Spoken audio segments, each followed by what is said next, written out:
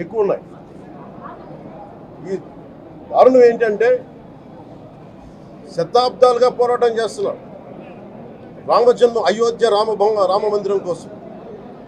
దానికి కూడా వీళ్ళు 1,00,000 లక్ష లడ్లు ఇలా బీఫ్ తోటి, పిగ్ ఫ్యాట్ తోటి, ఫిష్ ఆయిల్ తోటి కలిపిన లక్ష లడ్లు కొన్ని దశాబ్దాలుగా శతాబ్దాలుగా అయోధ్య రామ మందిరం కావాలని చాలా ప్రతిష్టాత్మకంగా తీసుకుంటే దానికి కూడా తిరుపతి లడ్లు వెళ్ళి, టీటీడీ లడ్లు వెళ్ళి, ఇది దేశం అంతా దీన్ని కదిలిపోయింది. ఈ రోజున ఇలాంటి అపవిత్రం జరిగింది. దీని గురించి ప్రస్తావిస్తే రిపోర్ట్లు బయటకు వస్తాయి. వైసీపీ నాయకత్వం కానీ ఇది రాజకీయ లబ్ధి కోసం చేస్తున్నారని ఒక మాట మాట్లాడుతూ ఉన్నారు. వైసీపీ నాయకులకి కానీ వారి మద్దతుదారులు కానీ నేను మనస్ఫూర్తిగా మీకు తెలియజేస్తున్నా, రామతీర్థం గొడవప్పుడు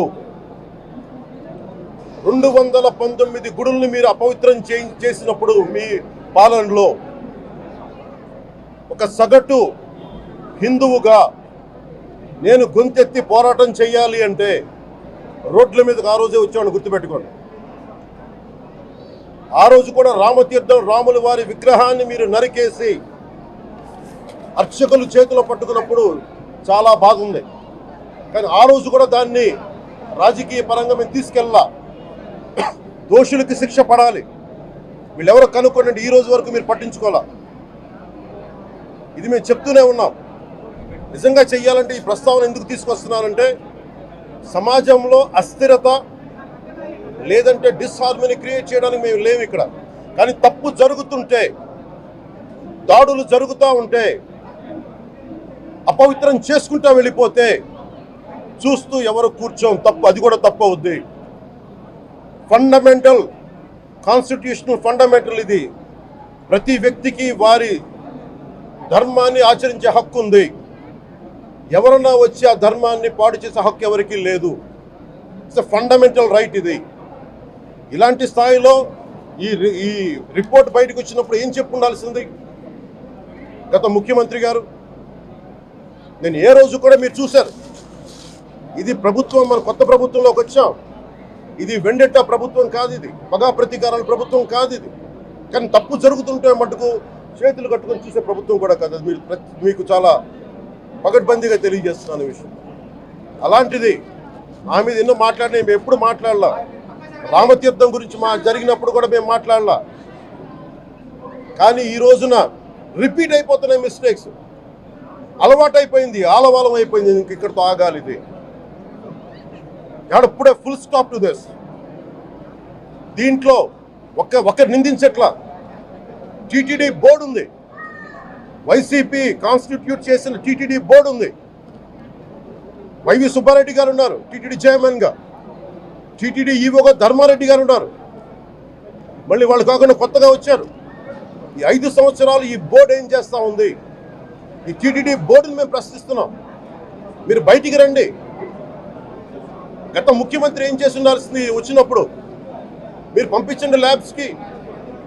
మీకు ఎవరైతే తప్పులు చేశారో వారి మీద మీరు చర్యలు తీసుకోండి అని చెప్పాలి. కానీ తప్పులు చేసిన వాళ్ళు వెనకేసుకొచ్చే విధానం ఏంటో నాకు అర్థం కావట్లేదు. ఇది ఆయన మార్చుకోవాలి. అంతేగాని మీరు అస్థిరత చేసే ఆలోచన కానే కాదు. ఇదే మీరు ఊహించండి. ఇంకా ఏ ధర్మం మీదైనా సరే ఇలాంటి అపవిత్రం ఒక చర్చి మీద జరిగినా, ఒక మస్జిద్ మీద జరిగినా దేశం అల్లకల్లోలం చేసేస్తారు. ప్రపంచం అంతా మాట్లాడతారు, గ్లోబల్ న్యూస్ అయిపోద్ది. కానీ దేశంలో కోట్లాది మంది హిందువులు అపవిత్రమైతే, ఈ ప్రసాదం అపవిత్రమైతే ఒక్కరు కూడా మాట్లాడకూడదు. ఇది సెక్యులర్ వ్యవస్థకు విఘాతం అంటే హిందువులకి మనోభావాలు ఉండవా? ఇది ఒక్కరు నిందించట్లా. అసలు మీరు ప్రస్తావన చేయకూడదు, ఇది తప్పు, ఇది మాట్లాడకూడదంటే ఎట్లా? ఇదే వేరే మతానికి మీరు అన్వయిస్తారా? నేను అన్ని మతాలని సమానంగా గౌరవించేవాడిని, ఇస్లాంని గౌరవించేవాడిని, క్రిస్టియానిటీని గౌరవించేవాళ్ళం. మేమందరం సనాతన ధర్మం అని మొత్తుకుంటున్నాం. దేనికి సనాతన ధర్మం అంటే? సనాతన ధర్మానికి ఒకరు ప్రారంభించింది కాదు. ఇది ఒక వ్యక్తి కూర్చోబెట్టి ఒకరు స్టార్ట్ చేసింది కాదు. ఇది కొన్ని వేలాది సంవత్సరాలుగా అన్ని మతాలని అన్ని విశ్వాసాలని అలింగనం చేసుకున్న నేల ఇది. అలాంటి విశ్వాసాలకి దగ్గర తీసుకున్న ఈ నేల మీద ఇలాంటి అపవిత్రం జరిగితే, రిపీటెడ్గా జరిగితే, ఒకసారి కాదు 2 సార్లు కాదు, రిపీటెడ్గా జరిగితే ఇప్పుడు కూడా మాట్లాడకూడదంటే అది తప్పు చేసిన వాళ్ళం అవుతాం. మేము దోషులకి శిక్ష పడాలి. ఫుడ్ అడల్టరేషన్ ఇది మేము కాదంటలా. టీటీడీ బోర్డు అప్పుడు టీటీడీ బోర్డు బాధ్యత తీసుకోవాలి. పొలిటికల్గా వచ్చి అలంకారప్రాయంగా ఒక్కొక్కళ్ళు వచ్చేసి దర్శనాలకి టికెట్లు ఇవ్వడానికి మీరు బోర్డు మెంబర్స్ అవ్వలేదు. మీరు ఎవరు చైర్మన్ కానీ ఈవో కానీ మీరు అక్కడ ధర్మాన్ని పరిరక్షించాలి. మీరు అక్కడ మీ ఇష్టాలకి మీరు కూర్చోబెట్టి మీ ఇష్టాలకి కాంట్రాక్ట్లు ఇచ్చుకోవడానికి మీరు టీటీడీ బోర్డుకి మీరు వెళ్ళలేదు. మీరు అందరూ మీ అందరికీ బాధ్యత ఉంది. మీరు నిర్ణయించుకోవాలి. ఎవరికి కోపాలు రావు, ఎవరికి వేదన రాదు, ఎవరికి బాధలు రావంటే కుదరదు. వస్తాయి బాధలు, వేదన ఉంది, మాట్లాడతాం. మర్చిపోకండి ఎవరు. గత ముఖ్యమంత్రి గారు కూడా నేను చేస్తా ఉన్నాను, జగన్మోహన్ రెడ్డి గారికి కూడా. ఇదే చర్చికి జరిగితే మీరు ఊరుకుంటారా?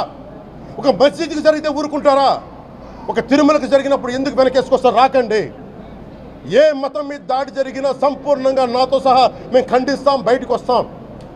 ఇస్లాం మీద దాడి జరిగితే మేము మాట్లాడతాం, క్రిస్టియానిటీ మీద దాడి జరిగితే మేము మాట్లాడతాం, హిందూ ధర్మం మీద, సనాతన ధర్మం మీద దాడి జరిగితే కూడా నేను మాట్లాడతాను.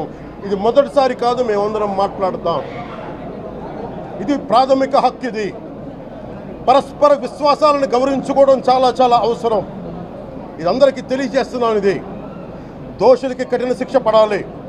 అలాగే ముఖ్యమంత్రి గారికి కూడా నేను తెలియజేసుకున్నాను, చంద్రబాబు నాయుడు గారికి కూడా క్యాబినెట్ మీటింగ్ జరగాలి, అసెంబ్లీలో చర్చ జరగాలి. అసలు టీటీడీ ట్రస్ట్లో ఎన్ని అవకతవకలు జరిగినాయి దీని మీద కూలంకషంగా దీని మీద చర్చలు జరగాలి. అలాగే నిన్న అందరూ మీడియా పెద్దలు కూడా అడుగుతూ ఉన్నారు, అధిపతులు, పత్రికాధిపతులు కూడా అడుగుతూ ఉన్నారు, మీడియా వారు కూడా అడుగుతున్నారు, దీన్ని సిబిఐకి తీసుకెళ్లాలా లేదా అనేది. అది గౌరవ ముఖ్యమంత్రి గారు నిర్ణయం తీసుకోమని. మీరు ఏ నిర్ణయం తీసుకున్నా క్యాబినెట్ మీ వెనకాల ఉంటుంది, ప్రజలు మీ వెనకే ఉంటారు. ఇది ఇక్కడతో ఆగాలని మనస్ఫూర్తిగా నేను కోరుకుంటున్నాను. అలాగే 40 సంవత్సరాలుగా కర్ణాటకలోని గీ కంపెనీకి ఇస్తూ ఉన్నారు. 15,000 కేజీలు అవసరం అవుతుంది నెయ్యి, మనకి స్వచ్ఛమైన నెయ్యి. అలాంటిది వీళ్ళు 1000 రూపాయలు కొన్నదాన్ని వీళ్ళు 360 రూపాయలకే వస్తుందని చెప్పి ఎవరో మిడిల్ మ్యాన్ వచ్చి చెప్పారు. ఆ మిడిల్ మ్యాన్ ఎవరు? దీని మీద సంతకం పెట్టింది ఎవరు? మీరు 1,00,000 లడ్డూలు మీరు అయోధ్యగా పంపించినప్పుడు మాట్లాడింది ఎవరు? చెక్ చేశారా? క్వాలిటీ చెక్ చేశారా? కోట్లాది మంది భగవంతుణ్ణి విశ్వాసం ప్రకటించే ప్రతి ఒక్కరి ఈ రోజున బాధకు గురయ్యారు. నాకు నిజంగా ఇంకో వేదన కూడా ఉంది. ఇది ఇంకొకరు నిందించట్లా. తిరుమలలో ఉండే ఇంతమంది సేవ చేసుకునే వ్యక్తులు కానీ మీరందరూ హిందువులే కదా. మీరందరూ టీటీలో ఉండే వందలాది మంది ఎంప్లాయీలు, మీకు ఉద్యోగులు, వేలాది మంది ఉద్యోగులు, మీరందరూ ఏం చేస్తున్నారు? మీరు హిందువులు కాదా? మీరు స్వామివారికి అపవిత్రం జరుగుతూ ఉంటే మీరు కల్తీనే జరుగుతుంది మీకు తెలిసి కూడా మీరు ఎందుకు కాముకున్నారు? భయపడ్డారా? వైసీపీ అంటే వైవి సుబ్బారెడ్డి గారంటే భయపడ్డారా? ధర్మారెడ్డి గారంటే భయపడ్డారా? ఏ స్వామి అయితే మీకు ఆశ్రయం ఇచ్చారో ఆ స్వామికి అపవిత్రం జరుగుతూ ఉంటే మీరందరూ కామ్గా కూర్చునే మీకు ఎలా వచ్చింది? మీకు ఇది నేను సాటి హిందువులను కూడా నేను ప్రశ్నిస్తున్నాను. మీరు కూడా తప్పు చేశారు దీంట్లో. ఇది ముందుగా ప్రతి హిందువు గౌరవించాల్సింది. దీన్ని మీ మతాన్ని మీరు గౌరవించుకోండి ఫస్ట్. ప్రతి హిందువు నేర్చుకోవాలి. ఇది ప్రతి హిందువు ఆత్మపరిశీలన చేసుకోవాలి. మీరు బయటికి రావాలి. తప్పు జరుగుతూ ఉంటే కూర్చొని చేతులు కట్టుకొని మనకెందుకులే అంటే ఇలాగే ఉంటాయి. ఇది మారాలి. ఇది అందుకు నేను కూడా దీంట్లో భాగమే. కాబట్టి నిజంగా నాకు ఇన్ని సమస్యలు చెప్పారు ఇన్ని సంవత్సరాలుగా. వైసీపీ మీద పోరాటాలు చేస్తున్న రోడ్లు బాగలేదంటే మాట్లాడాం, రైతుకి సమస్యలు వస్తే మాట్లాడాం, గుడులు అపవిత్రం చేస్తుంటే మాట్లాడాం. కానీ ఏ ఒక్కరు కూడా బలంగా కూర్చొని టీటీడీ ఉద్యోగులు ఎవరైనా సరే ఇలా జరుగుతుంది అని తెలిసి కూడా కామ్గున్నారంటే మీరు మహా అపరాధం చేశారు. ఆ మహా అపరాధానికి నేను కూడా నాకు సంబంధం లేకపోయినా ఈరోజు నేను ప్రాయశ్చిత దీక్ష మొదలుపెట్టాను. ఈరోజు 11 రోజులు స్వామివారికి నేను క్షమాపణలు కోరుకుంటూ దీక్ష తీసుకుంటున్నాను. ఇది మారాలి. భవిష్యత్తులో ఉండకూడదు.